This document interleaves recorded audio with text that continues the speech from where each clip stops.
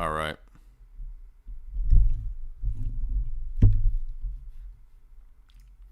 All right. Welcome, everybody. We are live. And I am with my good friend, my Father Vladimir. Father Vladimir joins me tonight. Hopefully, everybody can hear me. Can you hear me? Does this sound good? We want to make sure our sound is good before we start going. Yes, yes, I can hear you, and I'm Good. very happy to see you and all of you who are watching us. God bless you. And if you guys would in the chat, let me know that the sound is good before we start doing this and talking for a long time. And I realize that there's some issue. All right. Yes. So tonight we wanted to kind of kick off our new series that we're doing, and I have to thank Father Vladimir for setting this up because he reached out to his friend who is Andrei Tarkovsky, the junior, who is I guess you could say the handling the estate, I guess, the films and making films on his own right. He had just recently done in 2019 a documentary that we interviewed Andrei about that we're going to use to kick off the series, which that interview will be up in the next couple weeks. But we wanted to kind of give everybody a teaser because even though Well, that's a Jay, I'm sorry yep. to interrupt. I'm getting like a double, triple feedback for some reason. Okay, well I'll just mute when I'm not when I pause. So is that better Because when I I'm mute? No, I'm hearing like the what you just said several times over. It keeps going and going. Are you listening to the interview? You have to turn that off if you've got YouTube or something on. Mm.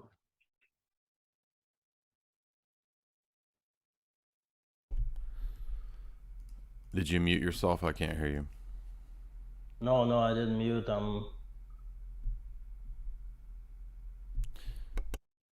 So you shouldn't be hearing an echo because it's just me and you talking. No, it's not an echo. It's like a repetition. Okay. Hold on. I'm just making sure you Yeah. don't have the video playing in the Yes, yes, background. yes, yes. I had my YouTube window Yeah, open. so I you'll have think I to turn that off. apologize. It's okay. Yes. To come back to the meeting. One second.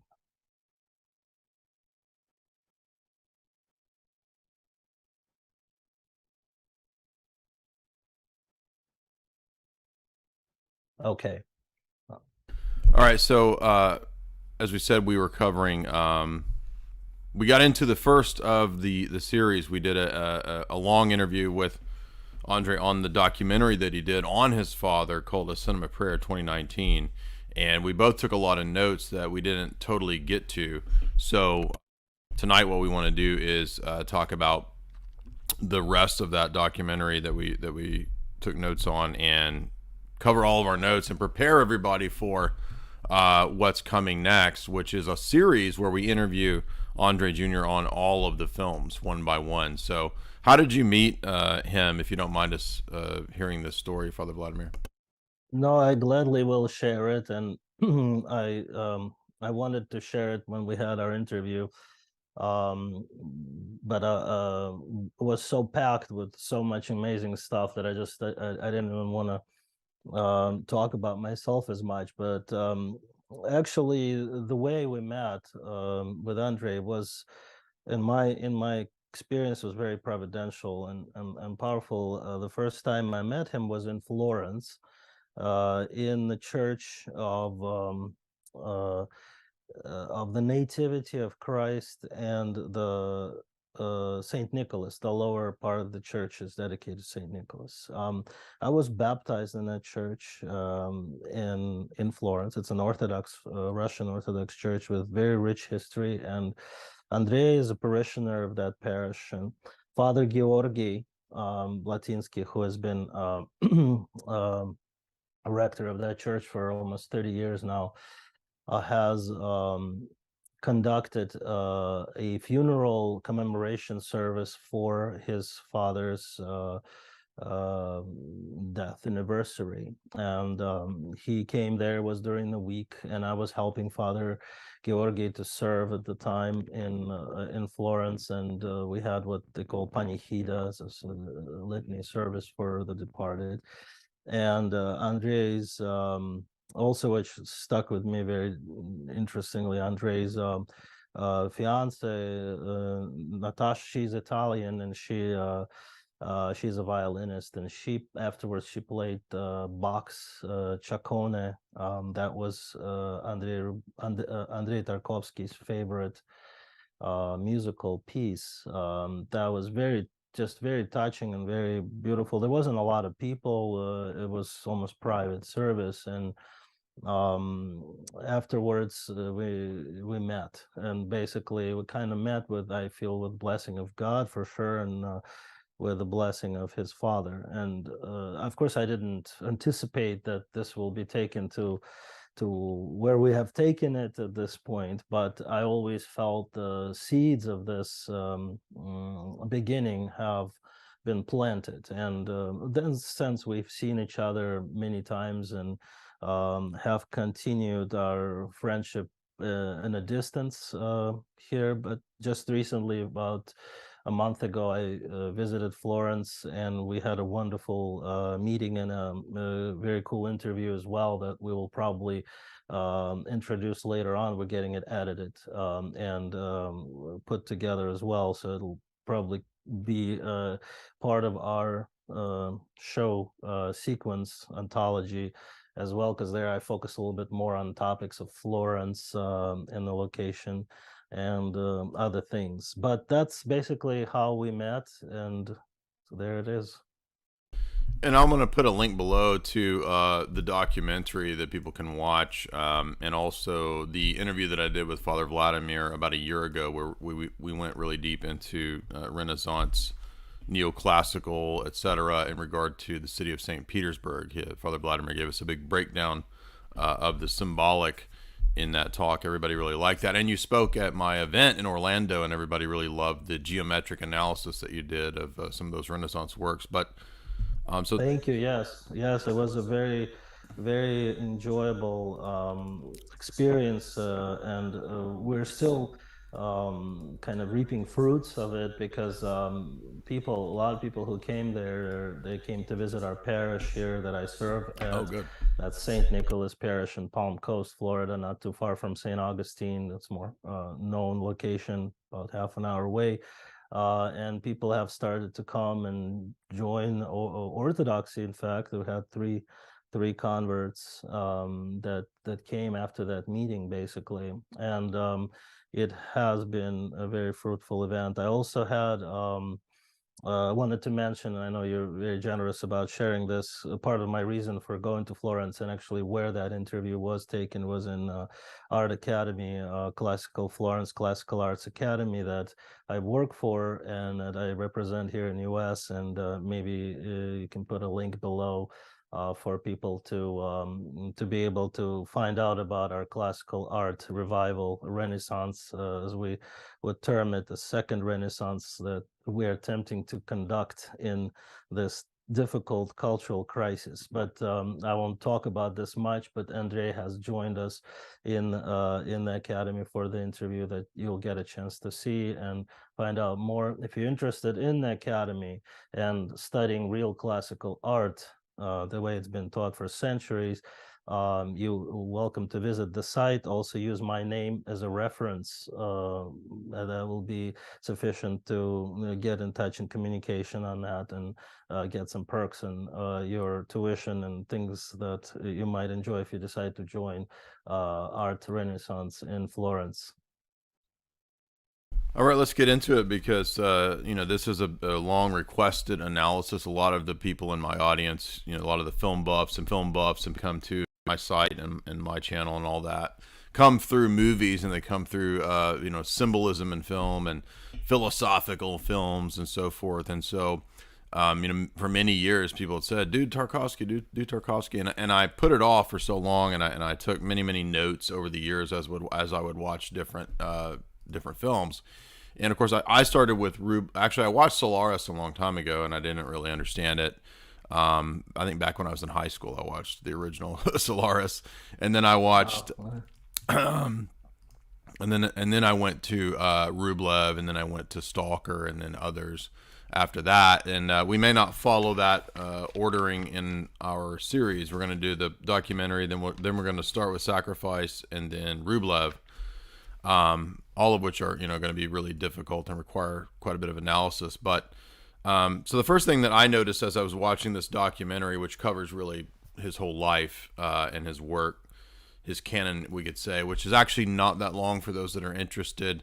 It's basically, chronologically speaking, Ivan's childhood, Andrei Rublev, Solaris, Mirror, Stalker, Nostalgia, and Sacrifice. That's the notable works that we're going to be going through, not in that order. But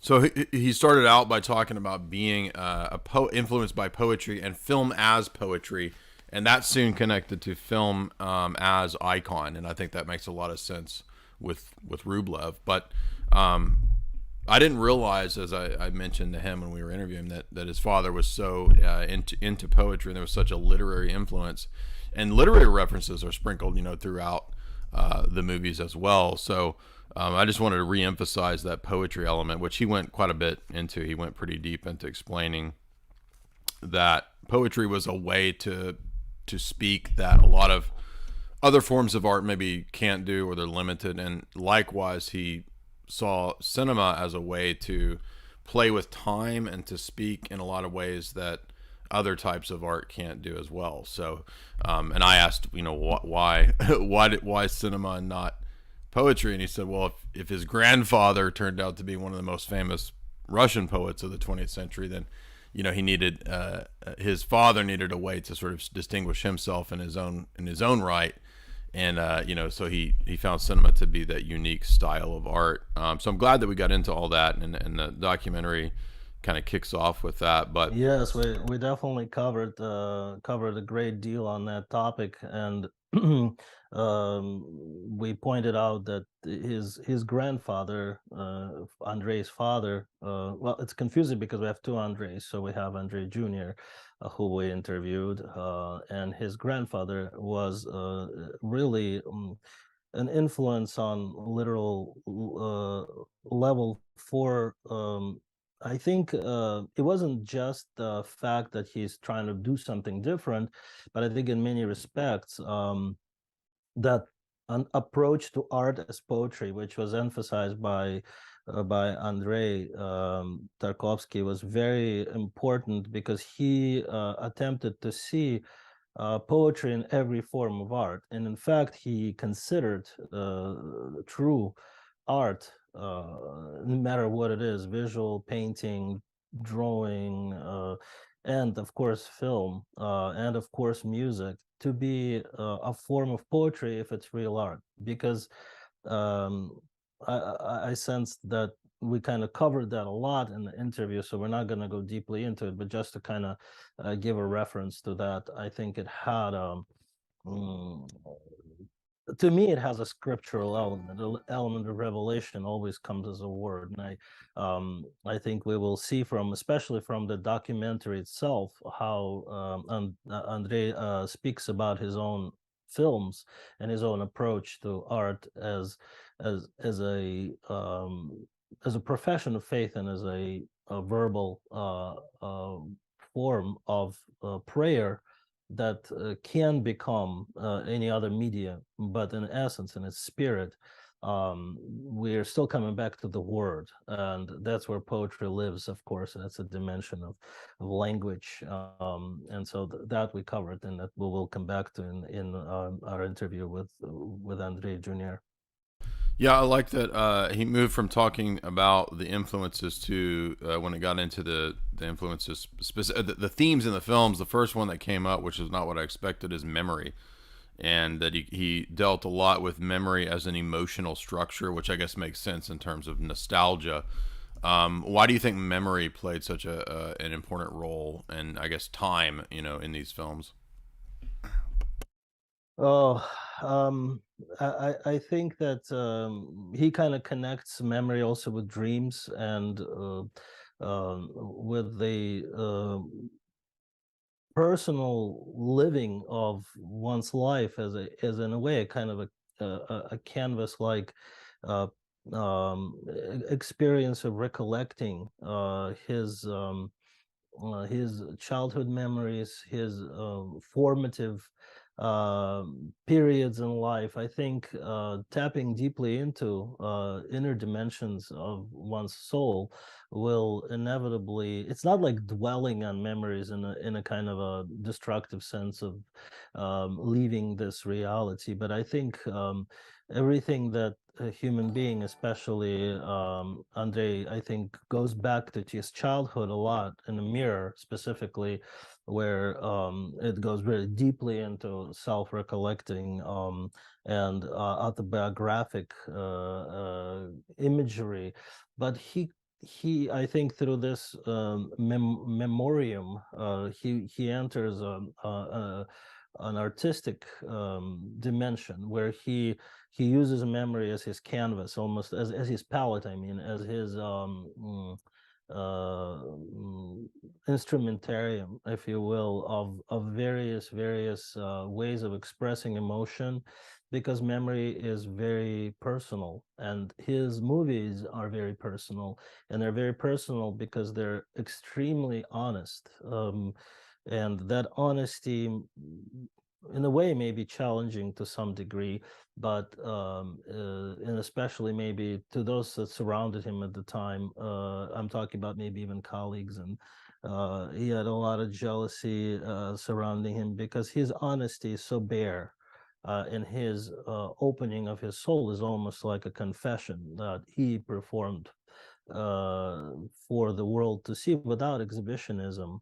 And at the same time, not a lot of artists can manage to step up to that level of honesty about their soul in any format. So I think that to me kind of resonates with memory, and maybe Andrei will have more to speak about that.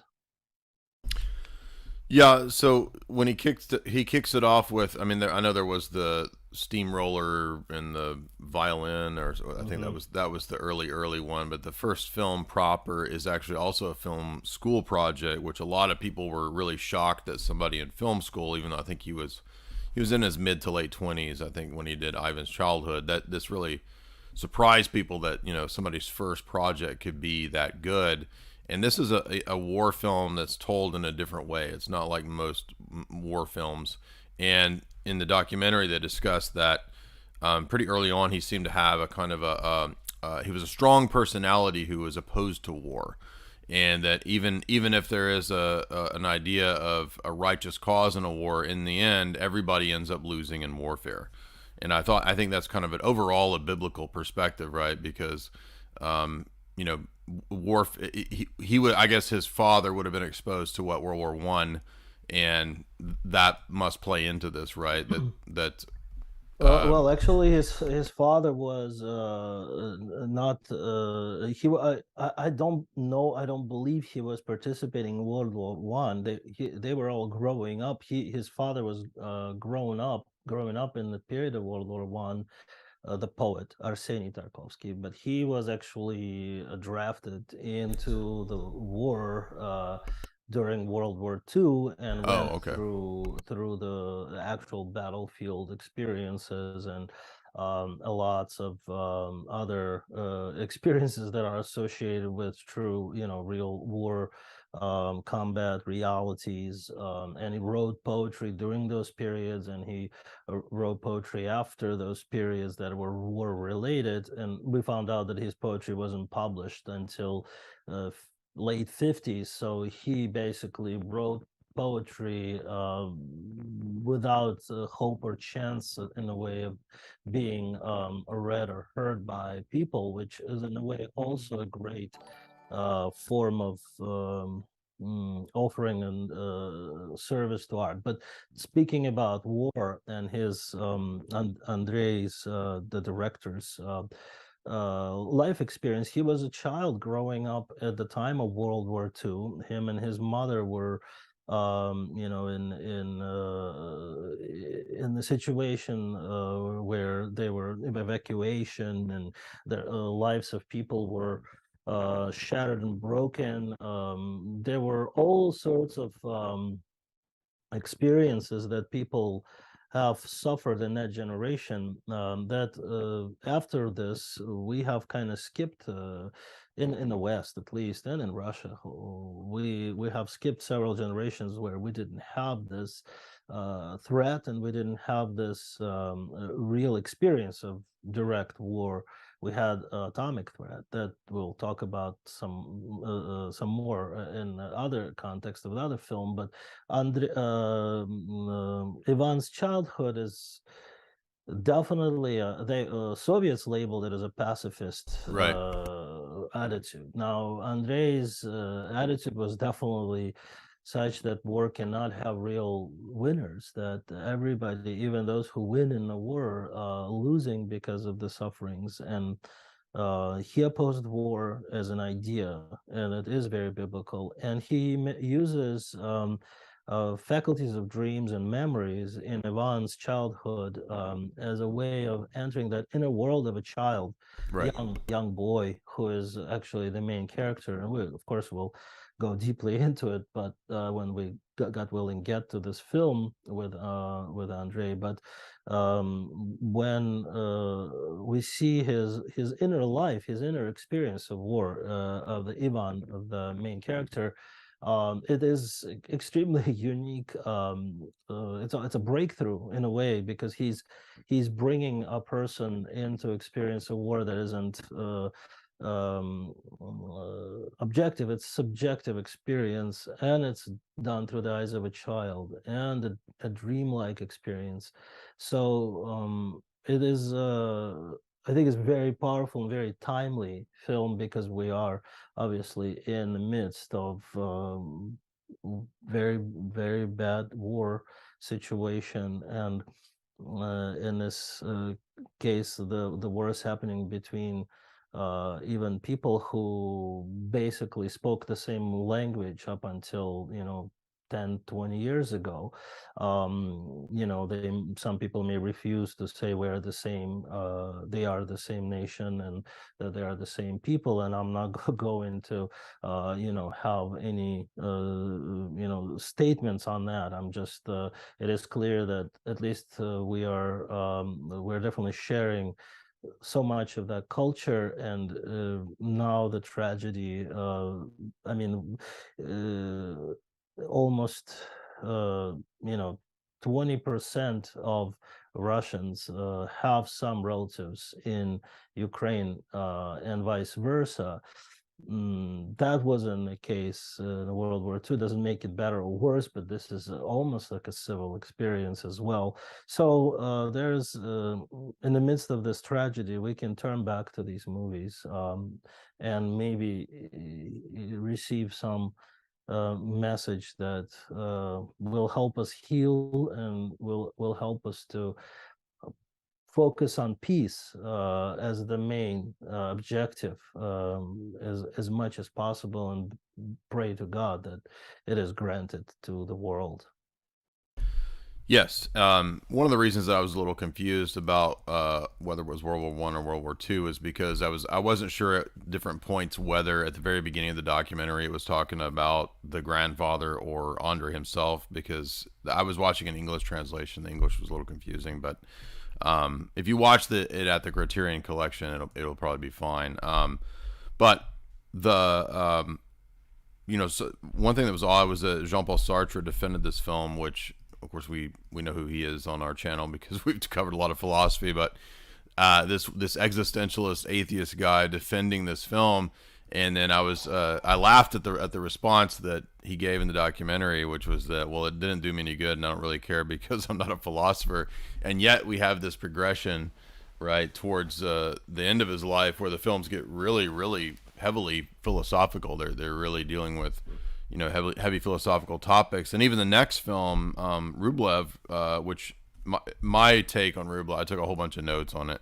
I took about 8 pages for every one of these. But Rublev Hmm. is seems to be a kind of an Yeah, encapsulation of the hit. me too. I have my notes to show it. Yeah, this is a whole study course, and I think, and I hope by the end of this series, we will share a legacy of culture that these films carry across that is unparalleled. I think when you mentioned, I just want to come back to the thought before I lose it, is that he did make that statement. He said, I'm not a philosopher, I'm an artist. I think Andrei Rublev, I mean, I think Andrei Tarkovsky is actually the type of artist, type of person who makes a lot of these very powerful statements. He loves to make intense statements in general. His way of expression. So when he says, "I am an artist, I'm not a philosopher," doesn't is not to be taken literally, because I think he's definitely a philosopher, but he always puts for himself, for his expression, he puts arts first, poetry first. So he's by stating that, I think he's saying, I am going the path that is I guess what the unspeakable, in a way that cannot be expressed simply by logic. But I think he is definitely over exaggerating the fact that he has nothing to do with philosophy. In fact, I think you will see a lot of philosophy now. Back to Andrei Rublev, theology, right? Yeah, I took it to be kind of an encapsulation of the history of the Russian people in a film. Is that kind of what you think overall it's supposed? I mean, in all the elements as well, right? Iconography, orthodoxy, battles, warfare, modernity. I mean, all of these things kind of come into that. Even the Oh pagan yeah, yeah, cultural right, roots, and that affect, and the culture of Russian folklore, and but most definitely, I think this film is a reflection of a Russian soul, of a Russian Orthodox culture. That's, again, it captures it in a very broad sense, and in ability to show the tragedy of a Russian soul. It's very Dostoevskian, yeah, and exactly, we talked about that. We came back to that in conversation with Andrei, and he said that Dostoevsky, he wanted to make Dostoevsky films, but all of his films are, in a way, in a very major way, Dostoevskian. And right. he had a lot to say on that. And I actually thought, down the line in the future, we might, as an addition to our ontology, we might actually have a focused conversation specifically on Tarkovsky and Dostoevsky relationship as a separate, even Yeah. Oh, conversation. we should. We should. Yeah, I did an interview with two of my friends recently on different. I did with Mark Haggard and Tristan Haggard both joined me recently. We did a whole talk on demons, the Dostoevsky demons, Crime Mhm. and Punishment, and elements of Brothers Karamazov. So, yeah, And that would. Yep. as you know, he did, and we may have known that he did a play in theater with almost the same film, with same actors that are in his films, consistently. That was Idiot, Dostoevsky's, one of his masterpieces. That was actually, interestingly, linking up to that. I thought I'd bring it up. Did Dostoevsky worked on it for quite some time, living in Florence, right nearby where Tarkovsky's apartment Oh ended up wow. being after his. Yeah, so not a lot of people know that he didn't work on Idiot all the time in Florence, but he came there for extended period and finished it. He almost had to take a step out of Russian reality, I think, to, in a way, to kind of express the inner process that he did. I'm not going to get into Dostoevsky now, but coming back to Andrei Rublev, I think you're absolutely right. I think it's a distillation. It's an essence of many aspects of Russian reality. And the tragedy and the beauty, and the spiritual and the soul, and the contrast in some way between the West, and a connection of the West to Russia, and Russia even Russia's influence on the West that is continued in this film, because this film cannot leave anybody indifferent, and it shows the historic struggles, the occupation by the tribes of the Mongols, and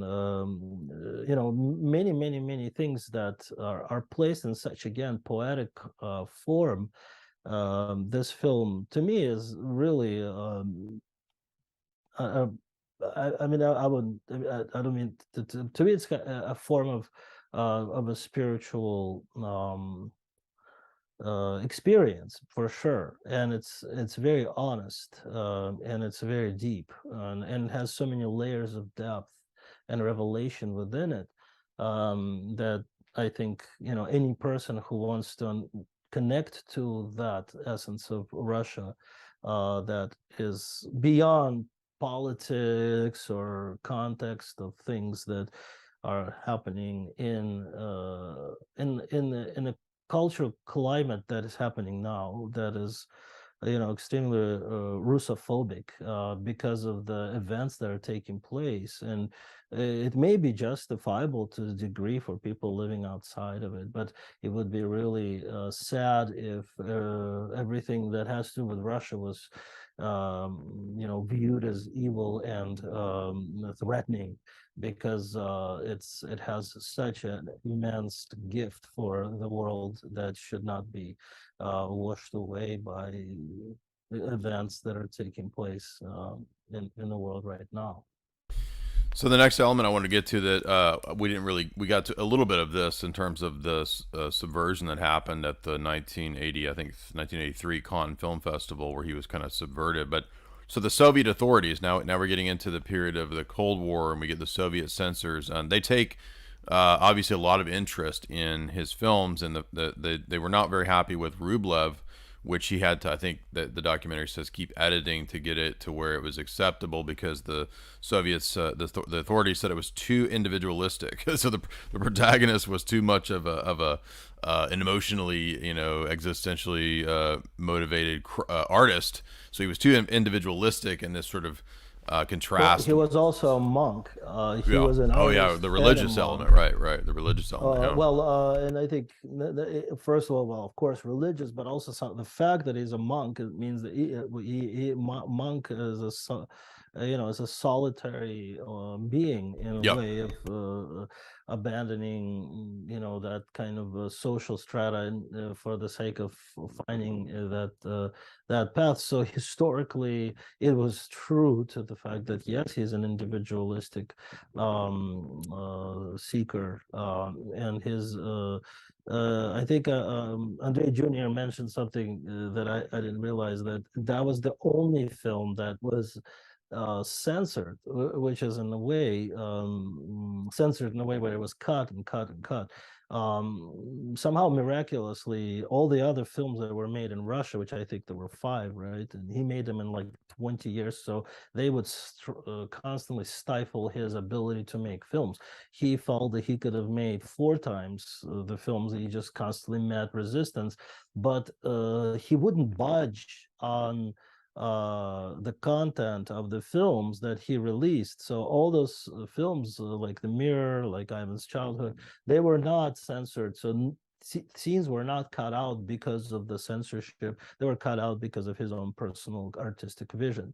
But in Andrei Rublev, that did happen, which brings us to a very important and exciting news bleep that we got from Andrei, that there is a new version that's coming out that is uncut, and it has there are uncut versions that already came out, but this one is in some way unique. It's digitally remastered, but it's also carrying original intent of the director that is kept. So I think they got an extra 10 or over 10 minutes of time added. And, in a context of 2 hours may seem like unimportant, but there are certain key moments. There are plot junctions that could be diffusing the whole spiritual power of the film that were taken out in the very special places that kind of it didn't collapse the overall picture, but it definitely it's like highlights in a painting or fine layers that sometimes get cleared out by bad restoration, and you kind of get this flat image instead of a beautiful impression. So in a way that suffered to some degree, and we will soon, by the end of this year, beginning of the next, hopefully we'll have access to a new beautiful version of this masterpiece. Yeah, well, another parallel to today, right? I mean, today we live in this climate where, the arts are dominated by a total, almost demonic level of inversion. You have to have, total degeneracy everywhere in your art, or it's censored, or you're banned, you're canceled. I mean, it's even crazier than what censorship would have existed back at that time. So I'm just saying it's another parallel with how the arts work now, almost to some other extreme. But Well, yes, I mean, it's almost parallel. It's almost exact in many ways. I mean, I haven't gone to a film school, but I did have experiences in some schools in United States because I'm an artist by my first education. And at the time when I went to school, that was, not that old, but it was over 20 years ago. And even at that time, we had, well, a void of spiritual content and encouragement of that type of subject matter whatsoever. But of course, also a total loss of tradition and academic training, which was also discouraged or not encouraged. As currently, it is discouraged and completely disconnected from, as well as the visionary and Christian, if you will, too, themes. right, They're not really welcomed in the environment of the bohemian, postmodern sort of spheres. They right. are persecuted in a way, if you will. Yeah, This is absolutely. not Yeah. a strong word. I mean, it's reality. Yeah, no, I mean, any movie with wholesome, decent, redemptive themes. I mean, that doesn't get made in Hollywood.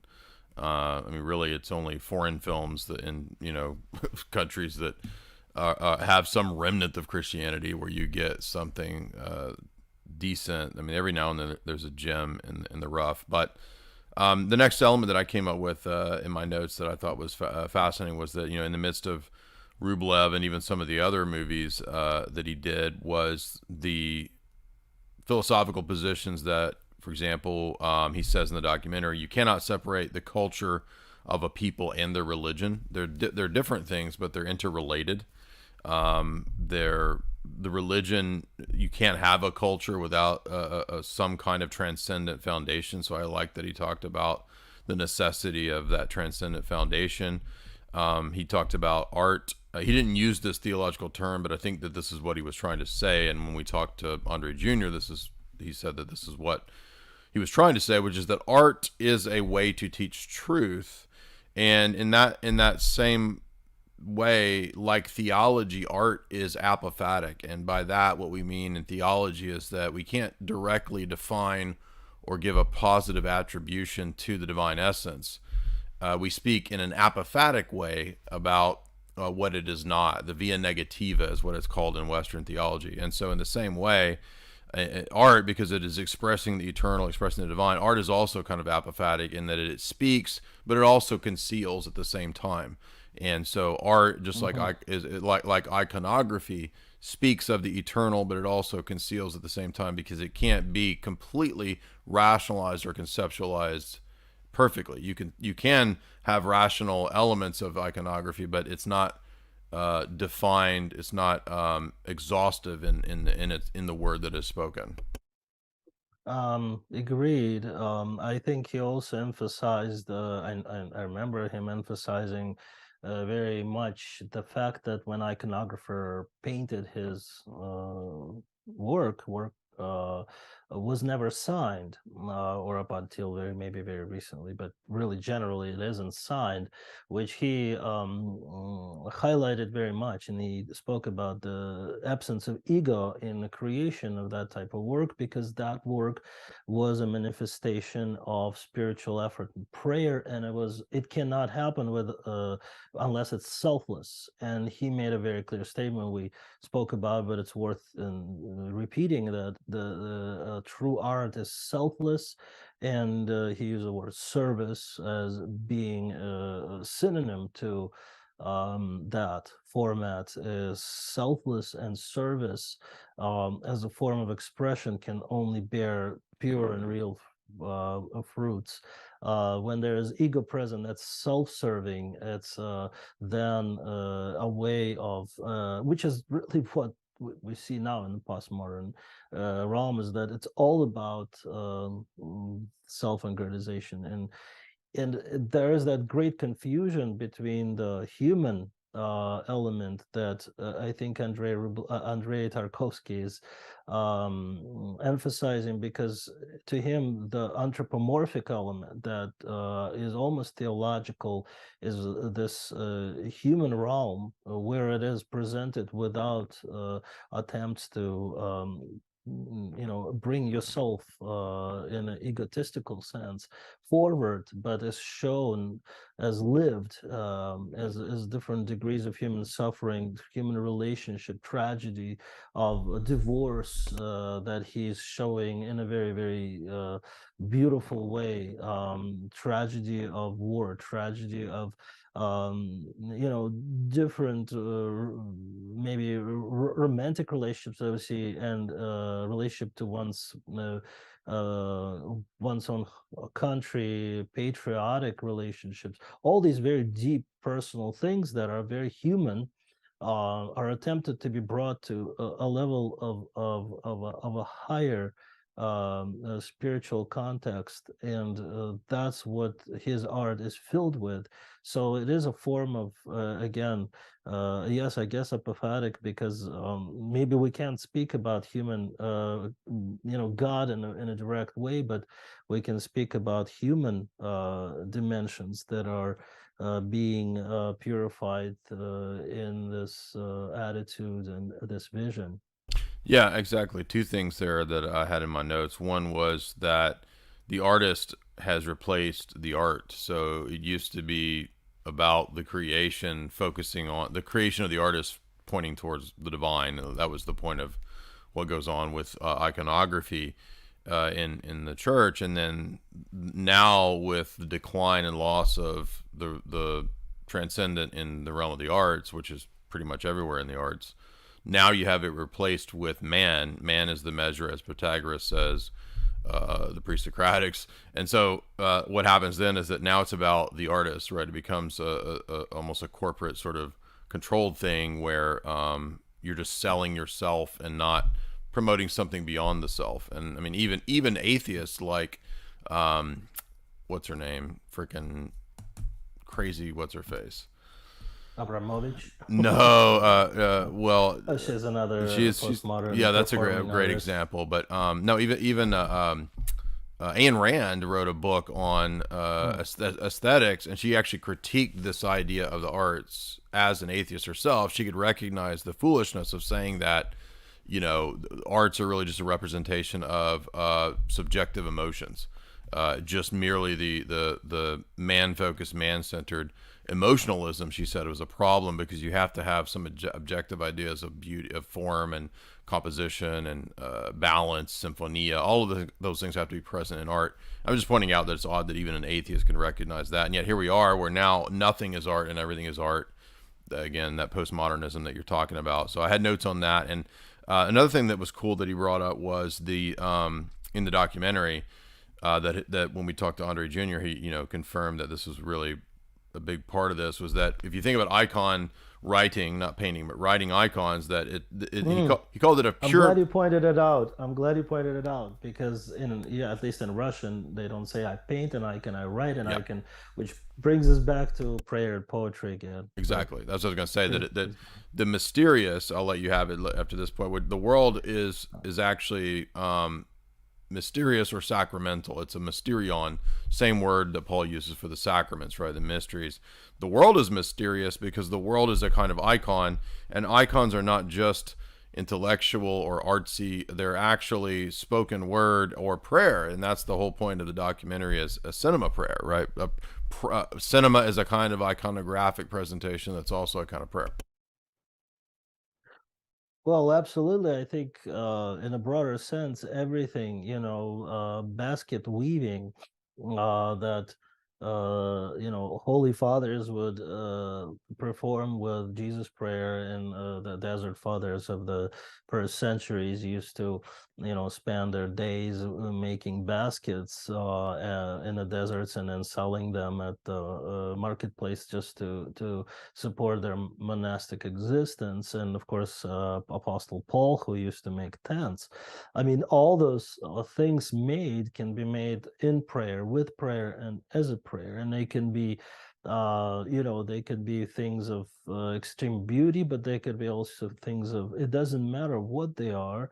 I think the point is that of course they are all and Tarkovsky talks about it in documentary. He has a quote there somewhere that he talks about, it doesn't matter who you are and what you're doing. It really is about the spirit that you're doing it in, that makes it either fake or even worse, an atrocity, or it makes it beautiful, and beautiful by essence. It's even like growing a vegetable. It's like a tomato that you grew in your own garden, versus some hydroponic engineered something that will be something else. It's I think we have the idea of nature also coming in the movies as well, that you're probably going to mention. So yes, take it from Yes. here, I guess. Art, I'm not sure if I wrote this quote down right, but something to the effect of, again, I was watching an English translation, which I'm not sure was completely accurate, but art is pure metaphysics, bridging heaven and earth. Earth is the goal of the artist. The artist is sort of horizontally focused, but the art that he makes is then to, sort of point beyond. And he says that we imitate God by being creative. Creativity is a power that humans possess, being made in the image of God. That's fundamental to our to that imaging. And the word, of course, in the text of Scripture is the icon, right? Man is the icon of God. And so in being a creator, the artist imitates God to be a little creator, which, as part of Orthodox theology, theosis, we become, in an even greater sense, a co-creator with God. All of that I thought was fascinating. That sort of comes up, I think, throughout Rublev. We talked about art being selfless. It should be. Next, the documentary moved on to talk about Solaris, and he went into the fact this is a science fiction story that's not your typical science fiction story. And really, most of Rublev's films are very much, they're not commercial Hollywood films. Tarkovsky's excuse me. Yeah, yeah, Tarkovsky's films are. it happens to me all the time now. Yeah, thank you. They're not commercial Hollywood types of films. They're much more, like you were saying. This could be a whole course, a film course, right? It's more like what you would study in film school than anything you would watch, out of Hollywood. And the people are asking the questions in the chat. The answer to your question is that we plan to do an interview on each of the films. So there'll be an interview on each of these. So yes, there will be an interview on Rublev as well as the others. So this is just an introduction. And the interview will be with Andrei Tarkovsky Jr., three of us, and we got an absolutely unique and maybe unprecedented in some way, God willing, opportunity to go into these films with a witness who is probably one of the, I'm not going to diminish all the Tarkovsky experts, with much respect. There are people who dedicate their lives to studying Tarkovsky as a phenomena, just like there are people who study Shakespeare as and other great masters. And I would definitely draw that parallel in cinema for him, with no doubt. But just to make it clear, the format that we're about to approach will be with a witness, with his son, who inherited all of the reels and has a great fund, and it's kept by the Ministry of Culture in Italy, in Florence, and he presides over that. And his mission and his life is to speak on and popularize, in a way, as much as it can be called popular culture. It's certainly not a pop type of Right. art, Right. but unfortunately, because human beings can relate to it. And that brings me, before I forget, to the beautiful example. Do you remember when he talks about the scene in the mirror in the movie, where they had this whole showing of the film that was kind of closed, but they had it in some theater, and there are all these people that came to see. Of course, you had no internet, you had no way of seeing it except when it was shown in a theater, and it was shown for closed audiences. And they kept talking about the meaning of these scenes, and there was this lady that was cleaning the floor as they were supposed to be already leaving, but they kept staying around. And this janitor lady, old lady, said, I don't know what's so complicated. A person is sick and dying, and he's looking at his life and how much bad things, how much crap he's done, and he is basically repenting. That's what the movie is about. What do you want? What are you talking about this for so long? And I think it's brilliant. And it kind of comes back to the fact that it doesn't. You don't have to be, a great intellectual, sort of sophisticate to grasp the beauty of things. As he says, what does it mean when a bird sits on the top of somebody's head? And he goes, well, just the bird won't sit on top of a bad person's head. Yeah, right. Yeah. So that sometimes things in Tarkovsky are simpler than we want to make them. They're as beautiful and simple as certain things that we see in the gospel sometimes. And in my opinion, it sort of transmits that beauty and purity in very many ways.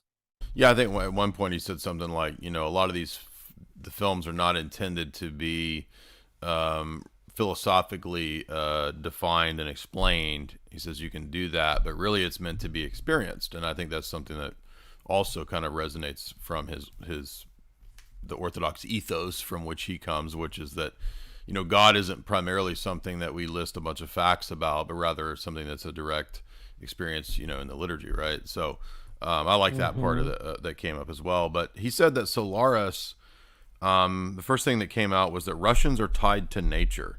And one of the elements that unites all of his films, and I think it's present in Solaris too, right, is that all of the characters the main characters are undergoing an intense spiritual crisis. What do you? I've never really had much of a connection with Solaris. Maybe it's because I just still don't get it. But what? And I've never read that original sci-fi novel. So, what do you think about Solaris? Well, first of all, as far as original novels and Tarkovsky films, we have to clearly make a point that they're not, from book to screen type of, like, Lord of the Rings Sure. type of Right. films that are made in attempts to really reproduce the books. They're almost like complete, in the modern term, remixes of the original. The original ideas are very often taken much further and much further away from the originals. And in fact, Stanislav Lem, the sci-fi writer that wrote the book, disapproved of what Tarkovsky did. And Oh wow. that may or may not, I mean, I think it hurt him to some point, but he was sad that he misunderstood that Tarkovsky saw. I think Tarkovsky saw certain things in that book that he's taken deeper and further. We don't know. I mean, what all the details. We can talk and ask Andrei again. That's why we have such an amazing opportunity to ask his son. It's like, what did your father think about that? Right. What did he? I mean, this is like, you know, just precious. And I thank God that we have what we're having. This is what we're having, you and I, right now. We're still kind of speculating on things, and we reflect on some things that are being said. And Right. this is why this cinema as prayer is so important. And I can't overemphasize it for our viewers, because I think that this film holds a lot of keys, holds a lot of Right. it helps. It's like a vocabulary. It's a language, and it's in the artist's own words. Because in that documentary, you don't hear a single word by his son who made the film. All you hear is the recording of the voice of the father, the director, who's speaking about his personal life philosophy, his view, his vision. And what struck me, I mean, to the core, which I didn't realize after watching this film, by the way, several times, trying to take notes, and still it's slipping from my, overall ability to hold this whole worldview that Tarkovsky expresses in this film.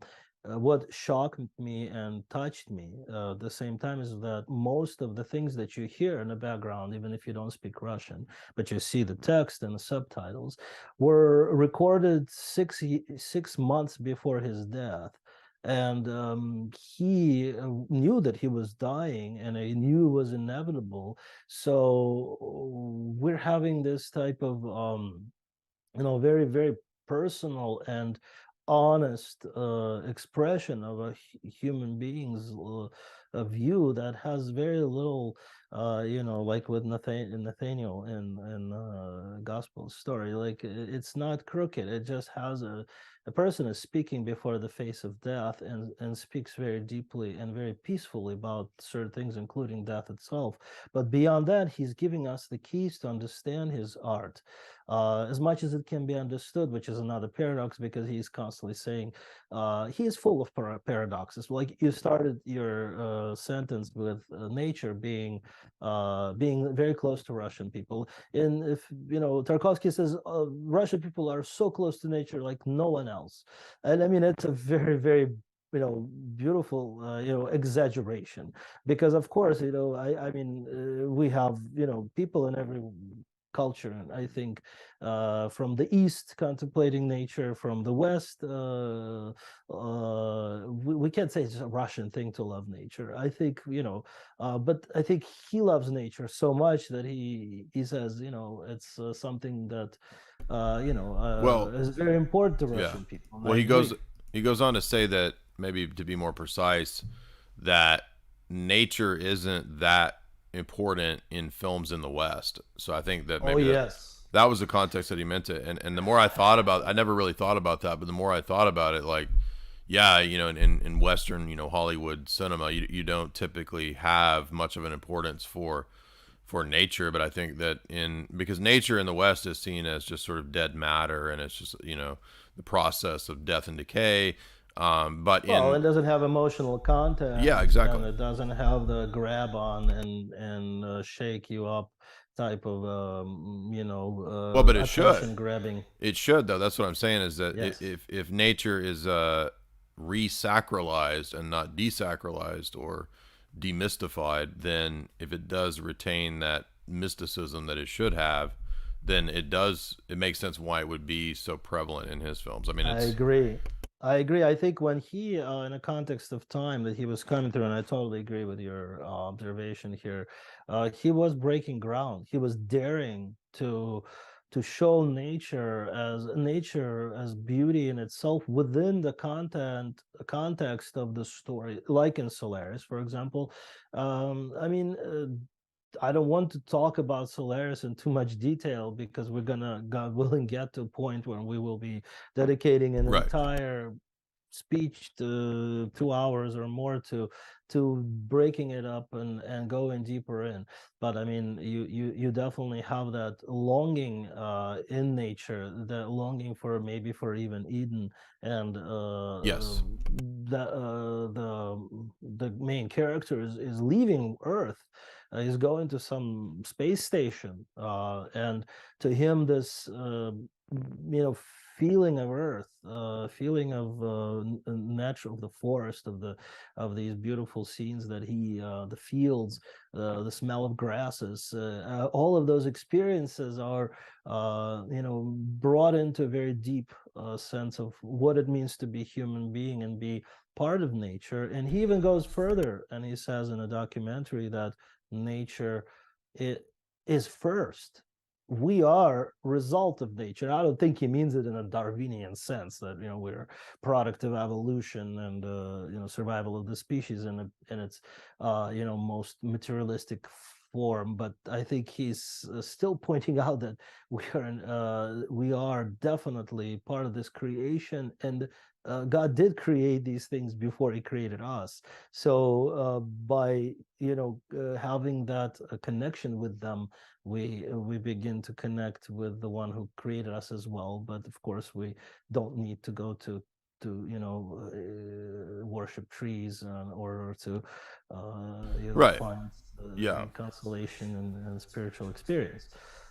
Well, man is alienated from nature, and I don't mean that in a Karl Marx sense. I mean in a spiritual sense, in that man has adopted a view, at least since the Renaissance, Enlightenment, scientific revolution, that the natural world is dead matter, right? And that's actually an occultic hermetic idea. It's not the Orthodox idea. In the Orthodox view, Mm-hmm. nature is a theophany itself. It's also a divine manifestation. It's not itself divine, but it manifests the divine, and at least Mm-hmm. it should manifest the divine. And so I think part of what he's talking about here is that danger, the critique of a technocratic future, which we did get into that. I asked him some questions about that because, in Stalker, for example, we have this, post-apocalyptic scenario, and, Andrei Sr. goes on to talk about how in one of those lectures that he gave that the Book of Revelation was his favorite because it was the Mm-hmm. greatest work of poetry. Of course, it's also an end times warning, and so is there this notion of that we're coming to the end of an age? I mean, I know he was there in the Cold War, and there's a threat of mutually assured destruction and all Global that. destruction. Yeah. Well, So that threat always lives on, even if I mean there's just the presence of plutonium, in the world in these amounts is a constant reminder that we're on you know on a edge of life and death at all times. But of course, when situations activate, uh, the threat of the cold of the nuclear war was felt very deeply, and it puts every generation to some degree face to face with and I don't want to use that word apocalypse, because apocalypse is it really means revelation right, of God, not a destructive collapse of everything we know and love, as usually we perceive. I was speaking,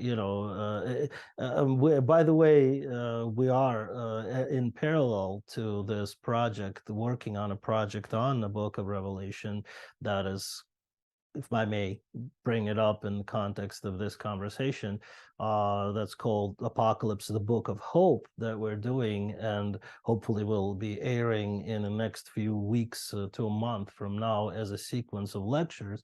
And honestly, I didn't realize how much Tarkovsky, due to my ignorance perhaps in all his writings, I started reading more intensely his writings in the past year preparing for this, and I read his diaries and his martyrologue, and then his speech on apocalypse, which blew my mind because we already started to work on the book of Revelation as a book of hope. And his right. statement, it's the most important book ever written, didn't just shock me. I mean, I agree with it, but it confirmed for me that Yep. these two themes are going hand in hand, and his work is very much inspired by apocalypse. In Ivan's childhood, we'll see Dürer's engravings of the four horsemen of the apocalypse. We see the theme of the apocalypse, a revelation, use that positive term because that's what it is, appearing, and I think he saw it as that as well. I don't think he saw it as a warning. He saw it as as poetry. He saw it as a most beautiful, again underlining the most important work of literature ever written, quote Tarkovsky. So I think it's so important that people come back to exploring that book, but it's clear that we need to have a certain understanding of how to read it, how to understand it, and maybe how to feel it. But that will be an attempt made by some 12 interviews that we will hopefully be doing with Veronica Androsova, who is a professor of theology, who does speak English, who is teaching in Russian St. Tikhon University Orthodox School of Theology, but she is going to come and share with us the book that she wrote with that name, Apocalypse, the Book of Hope of 12 Lessons. And this is very exciting, and I think it'll have a synergy with the lectures and meetings with Andrei Tarkovsky and his films. Yeah. The next element that I noticed that stuck out to me was the well, I'm going to save the telekinesis and the levitation type of thing until later on when we do Stalker. But um, the he did have an influence from Thoreau. He was a big fan of Thoreau and I guess the Transcendentalists and the idea of life in the woods. And I think that he seems to be getting at the point that Western man. He makes this statement that you can be in the West after he gets exiled from Russia. You can be in the West and still be a prisoner, and yet, or you can live under a tyrannical government and be free on the inside. So, freedom isn't primarily a political thing. As I think is the point is that freedom is a spiritual thing, which you can again be free even under a tyrannical government, and you can be in the West and be quote free, but enslaved or kind of trapped in false ideologies or consumerism or whatever. So I thought those are some pretty profound, perceptive, kind of seeing through simplistic ideas of the Cold War. But after 1983, when he goes to Cannes Film Festival, and the Soviets didn't like nostalgia and they didn't want that to win, right? So they sort of undermined him there. And then not too long after that, doesn't he end up having to go to Italy, right? He has to basically leave Russia. Yes, yeah.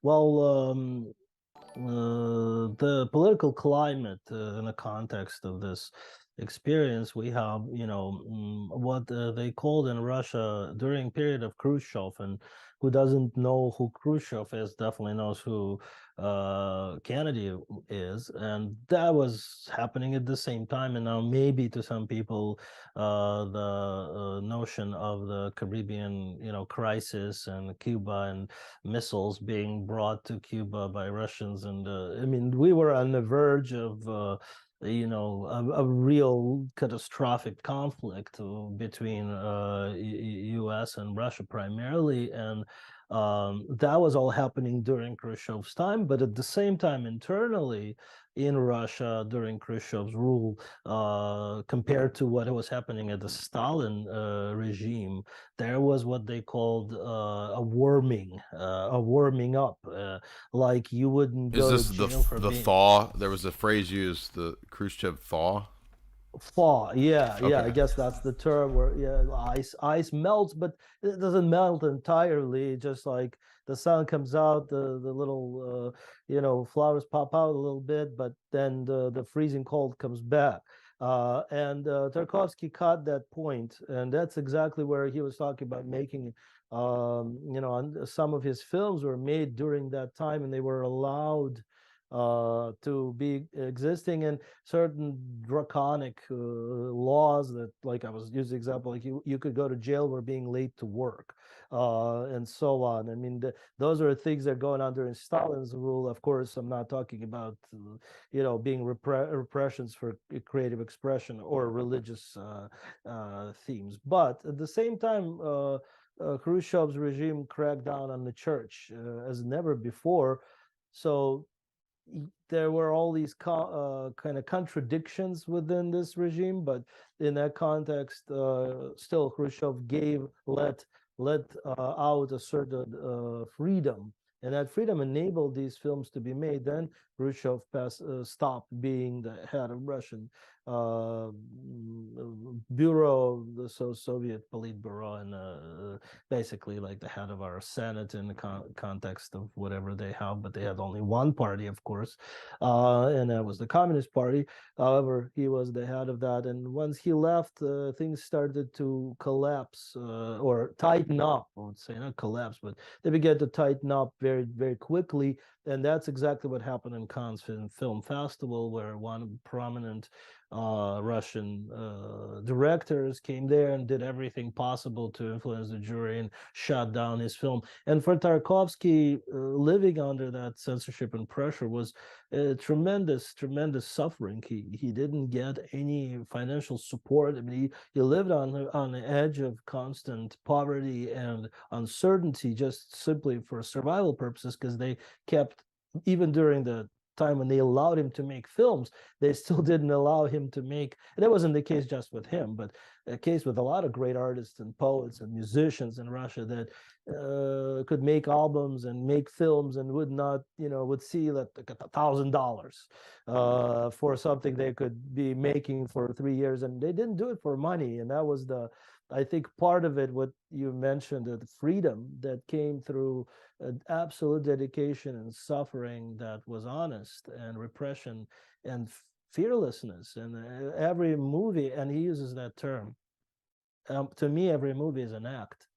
It was an act. It was you put everything on the line, including even your freedom. You didn't know what could happen to you next. But in Venice, he was clearly told that these movies are not going to be being made anymore in Russia, and they're never going to get through the film festivals because they influenced even the decisions of the festival in Italy, with the powers that they had to make these, which is mind-boggling.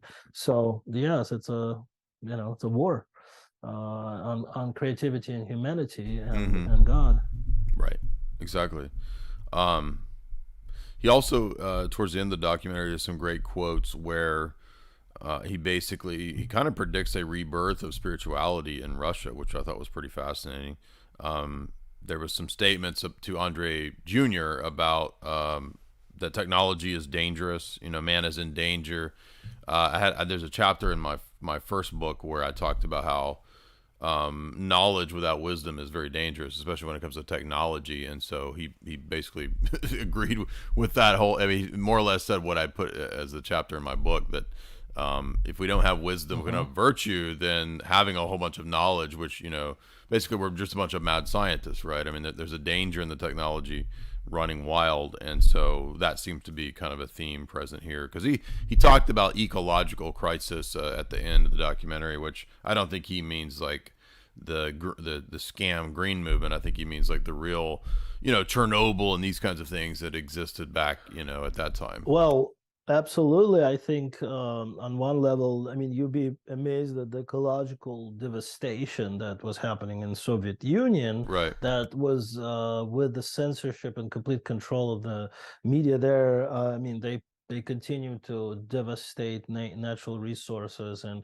pollute without any checks or balances, without any reports to the people, and people simply didn't know what they were dumping into the water and Right. what they were doing when they start to like explore and reveal these ecological crises. And of course radiation started to be one of everything else seemed like little toys compared to potential of the atomic contamination and chain reaction and mutation contaminated population, as Kraftwerk had well put it in their famous song about Madame Curie. And I Yeah. think that was and is, I mean, for all the thinking people, that was always a very deeply felt concern, especially once we moved into the abilities to and that reminds me of the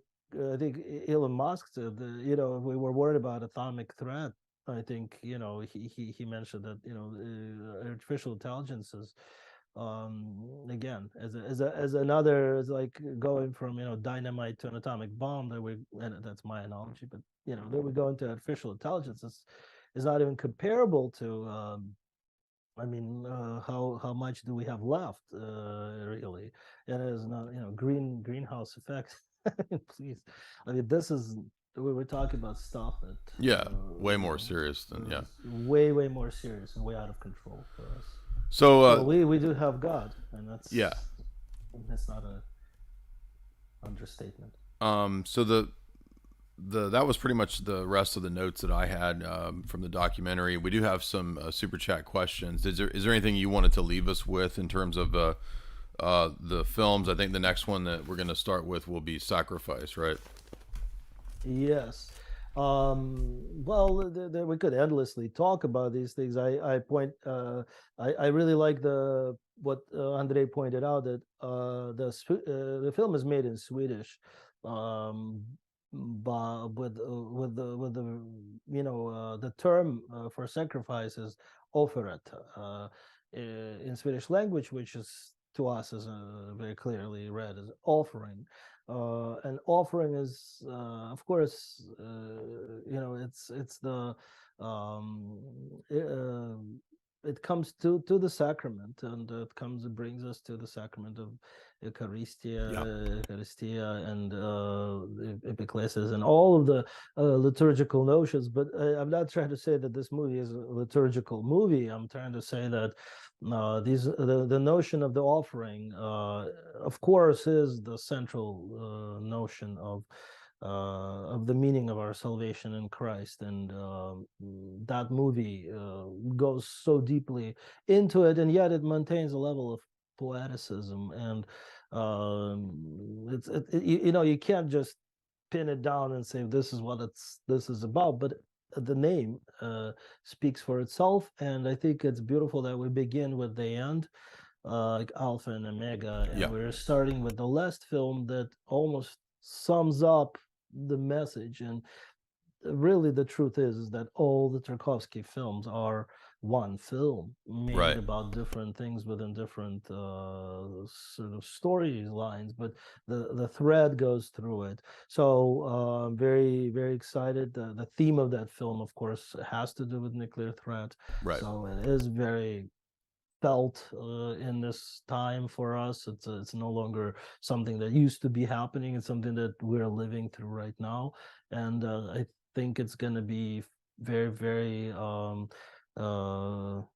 important to go deep into these issues, and for all of our viewers to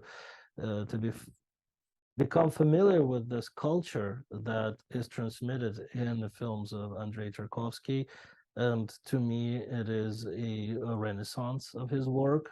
I think that if we wait another 10 years, it will fade into obscurity and be drowned by the clip mentality and hyper speed,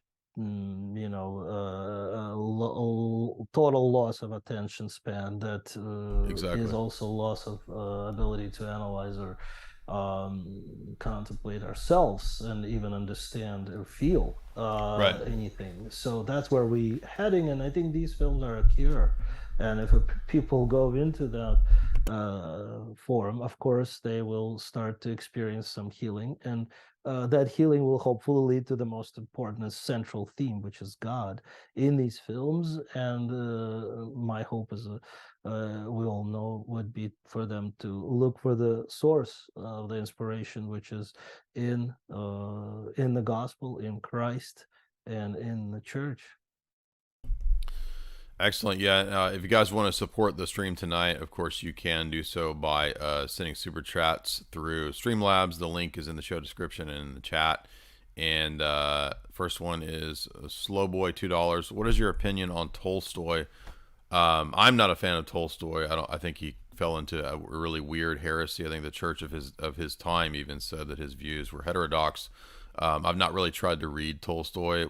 I enjoyed my Dostoevsky classes in grad school, but was he a Western asset? That I don't know. I don't know that he had any connection to any espionage work. Father Vladimir, do you have any opinions on Tolstoy?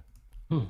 Well, I'm not a Tolstoy specialist or expert. I can say that he played a very important role in world literature. I know we are, he's considered one of the greatest writers. He's certainly one of the, perceived to be one of the geniuses of many levels. But this Sunday, in our Orthodox tradition, we celebrated the memory of the Optina elders. The Optina elders were contemporary holy fathers of Tolstoy and Dostoevsky. They lived in Optina. They formed a sort of these elder monks that dedicated all their life to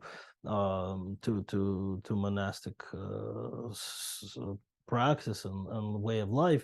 When they started to retire, they formed this adjacent community of elders that lived in seclusion from the constant influx of pilgrims to Optina desert, as they call them. There, it's in the middle of the forests. The desert term is not about the sand, but about this desolation, about the internal ascent into Christ. But why I'm speaking about that. One of the Optin elders, Saint Ambrosius, for instance, was known to be a spiritual father in a way for Dostoevsky. Or spiritual father is something, somebody you confess to every week, in that term, or but he visited him several times in his life, and we know from very reliable sources that he had a tremendous his prayer and his presence, because that's what happens when a person comes in contact with a truly holy man who has come to know God in the true sense. Rosie Voptina was a very sick man all his life. He even couldn't get up for decades and experienced constant illness. That kind of goes to the prosperity gospel. Yeah, if you're sick and something wrong with you, God doesn't love you. But this man's sufferings, physical ailments, had a very, very powerful clarity of spiritual compassion to people who came to him. And by his prayers, he wouldn't heal, but they healed. And Dostoevsky was one of those people that attested to it. And in fact, his character in Karamazov Brothers and is based on Saint Ambrose of Optina, one of the Optina elders. But as we know from some accounts of Optin elders, that Tolstoy also showed came to them and also was seeking spiritual counsel. And well, I don't know if we can be I wasn't recording that conversation, but from what we know from this the story of their meeting, that Saint Ambrose said that he had a very difficult conversations with this man, because with no judgment, he said he's very proud, and the pride is not, in a good sense, I guess we can be proud of our children and things like that, but it's talking about spiritual pride. And there are evidences, and I'm not gonna raise my hand on Tolstoy and his grandness, but we do know that he observed the gospel in a sense of just he wasn't hiding that. To him it was something that you could edit, something that you could agree with, disagree with. It was something that you could put differently or even teach differently. So he saw himself as a not next to Christ, because I don't think he really saw Christ as a savior of the human, saw him as a human thinker, just like himself. And maybe in that possibly was his greatest delusion, and that led maybe to, I know Saint John of Kronstadt criticized him greatly, and felt that he was a cause of almost all of the revolutionary ideas eventually that brewed on the Tolstoy's attitudes and ideas. But I mean, I'm not here to blacken his reputation and say he was all evil or something like that. I would say that he had a lot of very, very beautiful things that he wrote, But at the end of the day, you know, we still have very we have some accounts of his repentance that are still anecdotal. There, I mean, I'm not a scholar of Tolstoy again, but I've seen some scholars from the Orthodox perspective, more modern perspective, still lean towards the fact that he did have some God clashes in his work, and I don't know about you know if it was driven by just political affiliations or something that was mentioned in this question. I just don't know about that. I can't answer that at all. Storm the Cat for $5 says hello. Hey, what's up? Thank you so much. Slow Boy $1. By the way, guys, if you do super chat, I will split the super chats tonight with Father Vladimir. Slow Boy $1. Why was Saint John Chrysostom against the theaters? He condemned them as pagan practices. Well, in that time, the going to the theater also included implicit or explicit worship of various pagan deities and other practices that we can't do. Some Orthodox priests are against the arts. No, I've never heard that. I don't know what Orthodox you're talking about. I've never heard of an Orthodox priest against the arts. Well, I think you know it's a very broad statement. Arts again, what they I'm against certain arts. I mean, I don't know what that they mean by that. There are arts that glorify God, and there are arts that defile God, and that even go further into very you know satanic directions. So, very broad statement. Slow Boy again for $2. Is Halloween pagan? I think the origins of Samhain are pagan. I think that Halloween actually has a Roman Catholic origin. Can we participate in terms of orthodoxy? I mean, I wouldn't celebrate the dead in that way, but I mean, you can do your prayers for the dead. You can, you know, I don't think it's wrong to go to a party, but I wouldn't celebrate the, you know, Samhain and these kinds of things because those are pagan. What is your opinion of Carl Jung? My opinion of Carl Jung is that he's more or less kind of a watered down version of Plato. Carl Jung said he was very much a Gnostic.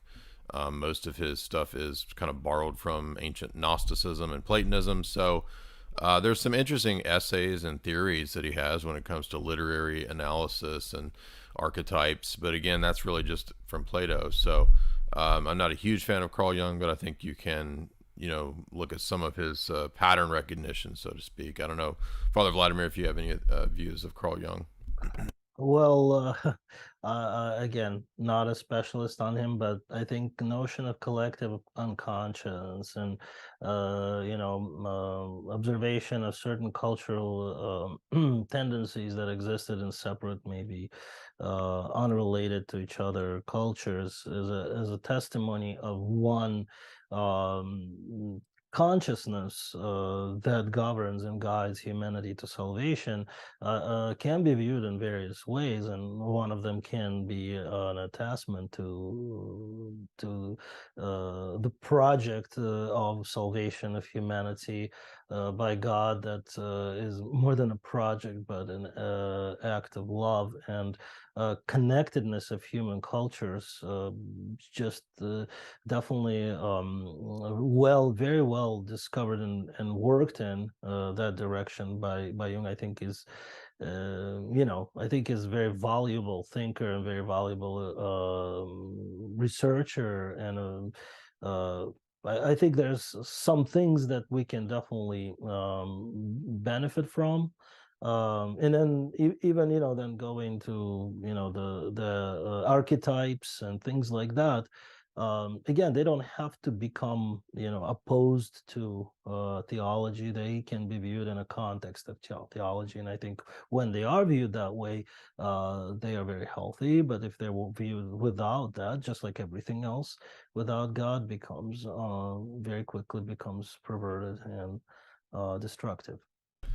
Anonymous $1. Was Tarkovsky a full-on pacifist? Isn't war at times preferable to enslavement, humiliation, genocide, etc.?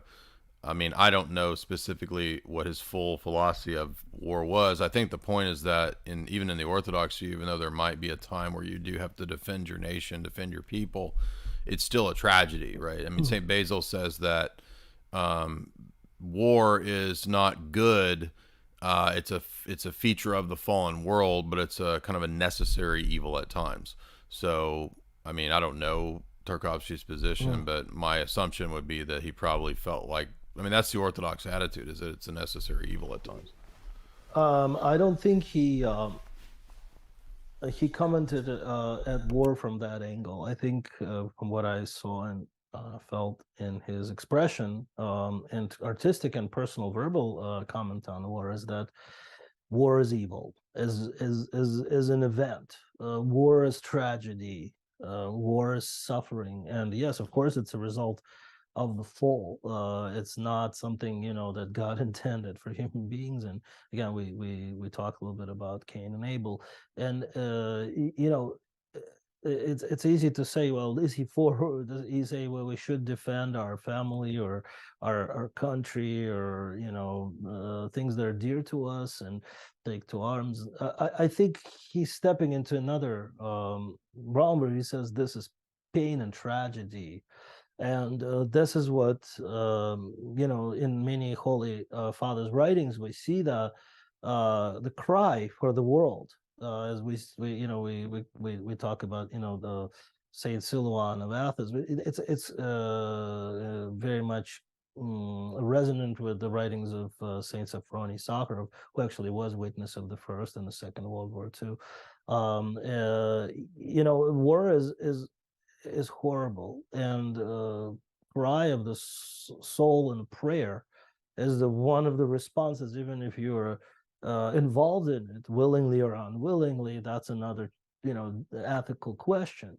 But I think as a relationship to war, Tarkovsky was certainly a pacifist, proclaiming it to be very, very, very painful and bad. King N $2. Is the Greek Church bad? Is it only the Greek Church in the United States? Are the priests and bishops of the Greek Church liberal and corrupt?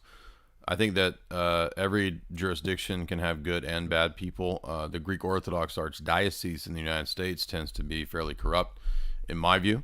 But that doesn't mean that there aren't good people and brothers and sisters in those jurisdictions. But I would say that if you're looking for churches that tend to be a little more on the conservative side, traditional side, I would say look for a Row Court Church, look for something in that vein. Slow Boy, Absolutely. yeah, Slow Boy, Yes. $2. Yes. Are there false saints? No, I don't think that the church has falsely given that title to anybody. Why did God protect Cain from killing other people? Well, I think that God shows mercy, as Jesus says in the Gospels, even to the upon the just and the unjust. So when God says that no one can kill Cain, that's again a demonstration that God is merciful to both the righteous and the wicked. And so even people who are being evil, God still has mercy upon them. That's exactly the point of that situation with Cain. And you said, does that debunk the death penalty? Well, no, it's a few chapters later where God tells Noah that you should have the death penalty. That's my view. Dancing Duck, $1. Is it? We got a bunch of questions for priests tonight. Is it immoral for a priest to be wealthy? I don't think it's inherently evil. It might be kind of unbecoming, but I don't think that's necessarily an evil to have money. No, Father Vladimir, is it bad? Is it evil for a priest to be rich? I wouldn't know because I don't have any money, but personally, I think there can be a temptation in a sense that if, say, you're a parish priest and your parishioners are poor and hungry, and you're living in a four-story house with a pool and driving a Hummer or whatever, you're acting like someone who basically should follow the very simple gospel truth that uh that we all know from the story of the man who says, "Oh my God, I got this harvest." You remember that story with the harvest of grain, and I don't know what am I gonna do with all this grain? I don't have anywhere to put it. I'm gonna build these new storehouses, this new containers to store it, and I'll be taken care of forever and ever. And then uh, Christ says, then God steps in and says, you're a madman, your soul will be taken away from you tonight. And what's the meaning of this story? And if we look a little bit beyond the surface, we understand that he hasn't thought about giving it to anyone. He just thought about how to package and preserve it. So the nature of greed and the nature of, well, not loving your neighbor as you love yourself, and all of those fundamental principles of Christ's teaching are thus challenged, especially if the servant of God lives in tremendous wealth and while others are suffering. But again, it's all about balance. It doesn't mean that the priest should drive a car that's falling apart and live in a hut, and his children should be starving just so that everybody else is comfortable with it. There's a fine balance and a fine line, and there's a certain level of modesty that becomes a priest, not just because he should project certain image, but he should send a certain message. If I have extra, I should share it with others, and also share it sometimes in secret, and not as a spectacle, which is all in the gospel. Moldy Apple, $3. Thank you, Jay, and thank you, Father Vladimir. Thank you, Moldy Apple. Nick, $3. I read an article in the New Yorker that presented Tarkovsky as an agnostic liberal. Was Tarkovsky very serious about his orthodoxy? Do we know what he believed politically? Does he have any of a traditionalist leaning? Oh, I mean, that's not a mystery. I know what New York Times can write, but we can read what Tarkovsky writes, and if you don't have time to read or desire to, especially want to hear his voice attesting to his beliefs, you can watch the film that we're dedicating this additional several hours to discussing, where he speaks in his own words about his profession of faith, about his traditional values, about his faith and act of his films as really a film. Cinema as prayer is not a term that we came up with, or even Andrei Tarkovsky Jr. came up with. Those are the exact words of Tarkovsky. But to say, was he, this strict Orthodox traditionalist per se would be an overstatement, because Tarkovsky did live in a Soviet period where it's another conversation, because you have to paint the picture that may not be easy to understand for a person living in, say, in America, where you have a church in every corner.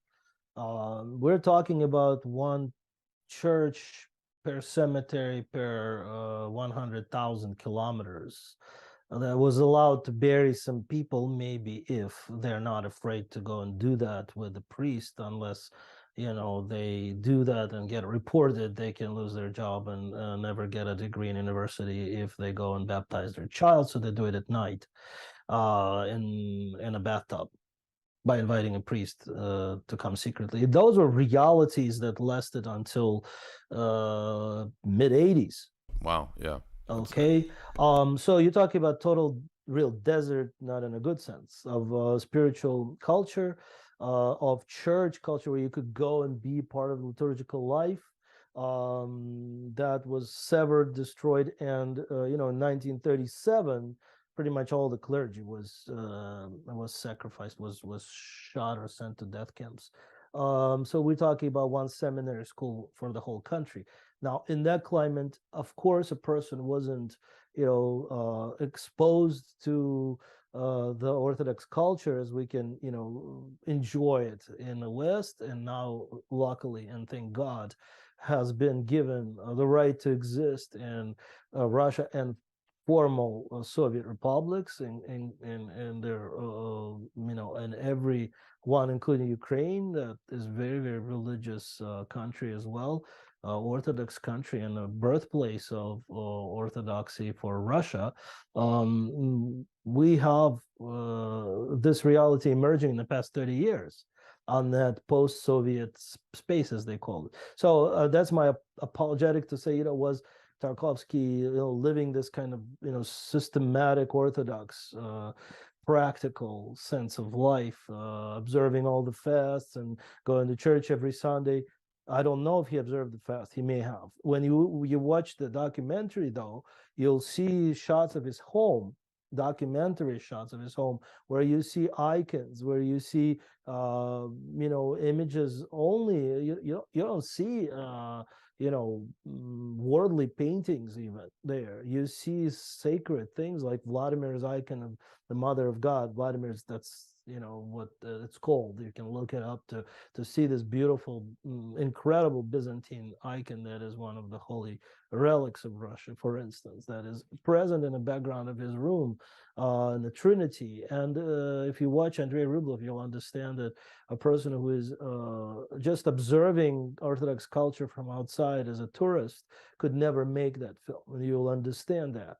So yes, he read Holy Fathers. Yes, he believed in Christ. And yes, he considered himself Orthodox. But again, given that time and period of total atheism for generations, he was coming into orthodoxy in a traditional sense towards the end of his life, and maybe in some periods of his life. Well said. Key 10, $2.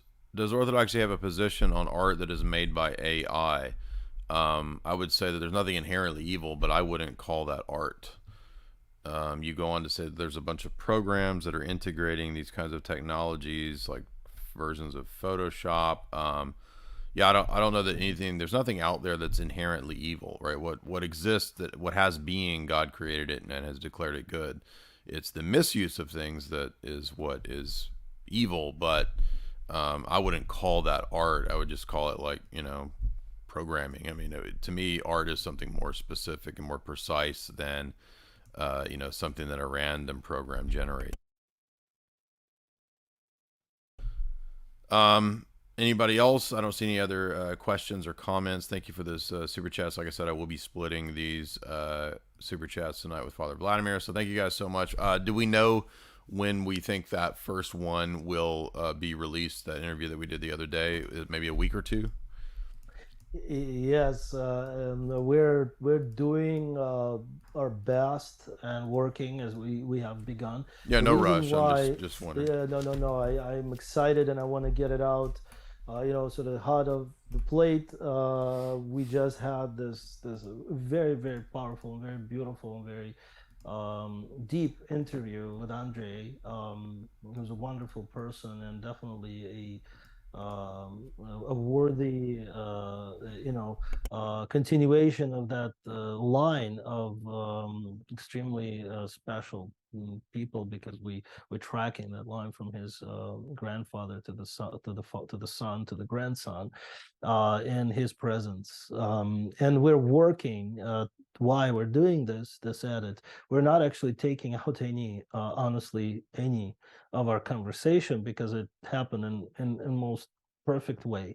But what we're doing is we're adding a little bit of visual content to illustrate some things from the shots of the films, from the family life, that will definitely make this illustrated and help you to be part of this story a little bit more, much more. I think, because it won't be just abstract notions or terms, but you'll see who we're talking about, what we're talking about, and who those people were. And you will also get a huge benefit, and I hope enjoyment and spiritual nourishment, if you watch the actual documentary cinema prayer that is accessible and available. And Andrei talked about where to find it, and I think Jay posted. Yeah, I have the link. The link is in the show description at Criterion Collection. If you want to find the real, watch it, real solid version of it. But yes. We had another super chat for $25. Rough Hands says, "Thank you guys," or thank you both. Well, thank you, Rough Hands, much appreciated. Thank you. If you guys would hit like and share, I want to remind you too that the show sponsor is chalk.com, the best organic supplements that you can find. Actually, better than organic.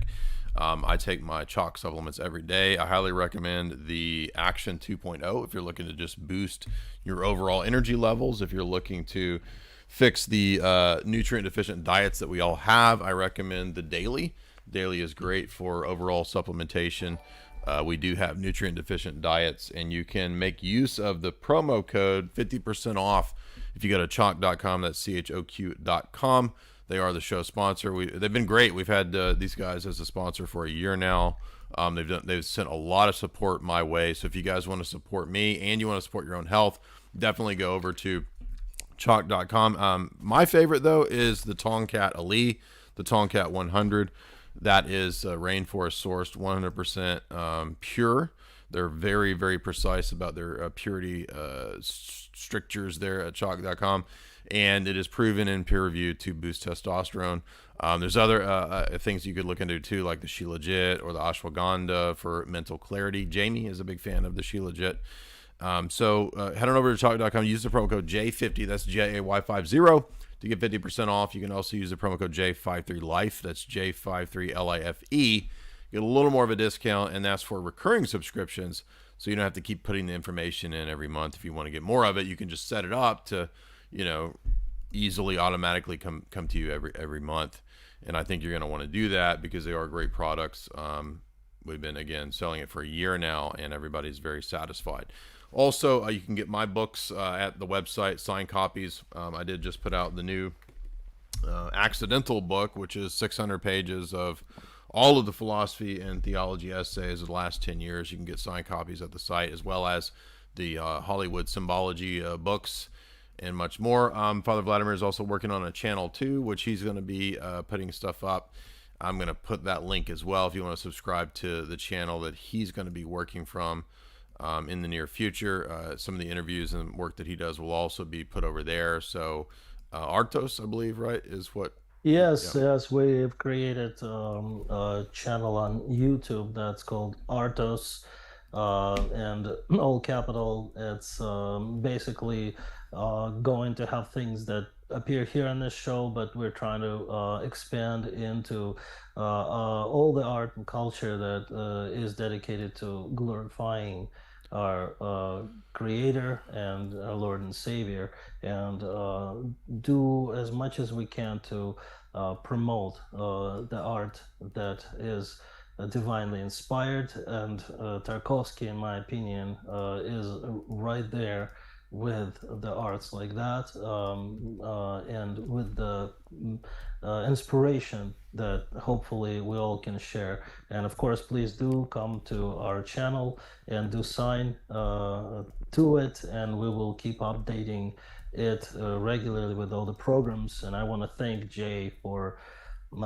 being for, first of all, for his catechesis that he does in the internet space that is priceless, and I see the fruits of it on regular basis. I Thank see you. people that come to Orthodoxy, and I attest, and we have many people who've come that it makes my job just very easy. Honestly, I when I find out they watched your programs, all I have to do is basically, do some talking with them, but I have to explain to them most of the fundamental things about Orthodoxy, because they are all available through Jay's efforts, and very concise and very beautiful. And I think Orthodoxy is very expensive. It expands to communicate. People say, well, this view, Orthodoxy is Christian faith in its truest sense. And I think that anything that comes in to Orthodox worldview, from Dostoevsky to Tarkovsky, can be in the Orthodox spirit, and that is a spirit of beauty, decency, love, and of course the Holy Spirit that comes to each and every person to guide them to our Lord and Savior. God bless you all. Thank you. We got one more question. Somebody sent $40. J Mel for $40. what is the state of the Ukrainian Orthodox Church? I have heard that Greeks politicized a few parishes and recognized them from under Russian jurisdiction. Will the churches return to Russia after this conflict in the Ukraine? Um, I think that the Ukrainian Orthodox Church is still its own Ukrainian Orthodox Church, right? It's not under any Greek jurisdiction that I'm aware of. I've never heard that. Yes, I mean this is a very involved question. I'm honestly saying that because there are there's different churches in Ukraine. There was a Right. church that used to be part of Moscow Patriarchate that has never been considered by Moscow Patriarchate to be sort of in a direct opposition to canons, as they have proclaimed their own independence. And there are churches that were deemed heretical, that were received into by Constantinople Patriarchate and legitimized by their decision in their own understanding of that legitimacy. And then we're getting into the canonical and very, very complicated issues that brought up some of the conflicts, and may have been in some ways the beginning of the spiritual tragedies that have occurred. And we can't answer the question about who is going to come back where and who left, really, or who just remained.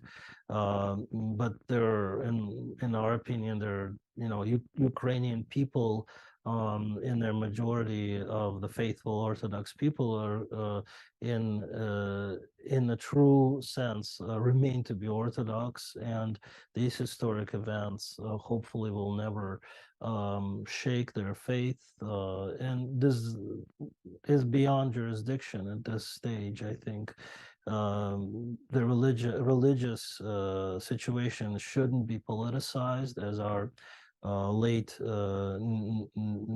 blessed memory Metropolitan Hilarion, who was our first hierarch of the Russian Orthodox Church abroad, who passed away this year, who is regarded by many, many people across the world, not just in the ROKOR, to be a voice of love and true spirit of Christ, has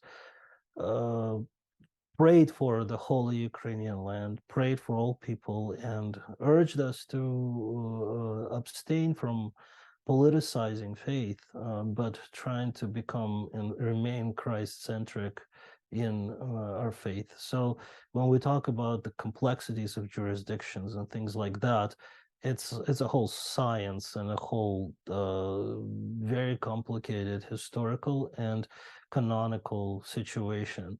And I wouldn't be the one to speak on a situation as an expert, and also as a prophet that will tell you who and where people are going to be joining on a mass level of countries. And I Yeah. just pray that there will be no more killing, and there will be no more religious conflict within Orthodoxy, and that's what we pray for. Is what we're trying to do. All right. Well, thank you very much, Father Vladimir, and thank you guys. If you would hit like and share, and tell me below what you think about Tarkovsky's films. Tell me what you think about the documentary, and look forward to interview number 1 with Andrei Jr. coming in the next